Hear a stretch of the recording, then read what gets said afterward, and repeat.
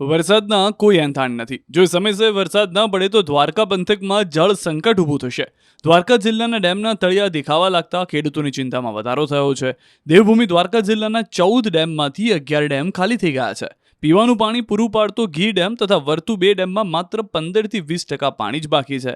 આ પાણી પણ માત્ર 20 થી 25 દિવસ પૂરતું ચાલશે. ખેડૂતોએ શંકા વ્યક્ત કરી છે કે વાવણી યોગ્ય વરસાદ ન થતા ખેતી વ્યવસ્થિત થઈ શકશે નહીં. કલ્યાણપુર તાલુકાના સાની ડેમનું કામ છેલ્લા 6 વર્ષથી અધૂરું છે, જેના કારણે 110 ગામોને પાણી માટે નર્મદા પર નિર્ભર રહેવું પડે છે. ડેમોમાં પાણી ખૂટી જતા કુવા અને બોરમાં પણ પાણી ખૂટવા લાગ્યા છે. જો વરસાદ ખેંચાશે તો પીવાના પાણીની પણ સમસ્યા સર્જાઈ શકે તેમ છે. સુરેન્દ્રનગર જિલ્લાના ડેમ પણ ખાલીખમ છે. 11માંથી 8 ડેમમાં પાણીનો 20% જ જથ્થો છે. નાયકા, ફલકુ, નીંબણી, સબુરી, ત્રિવેણી, ઠાંગા, થોરિયાળી, મોરસલ સહિતના 8 મુખ્ય ડેમમાં માત્ર 20% જેટલો જ પાણીનો જથ્થો બચ્યો છે. જિલ્લાનો સૌથી મોટો નાયકા ડેમ ખાલીખમ જોવા મળી રહ્યો છે.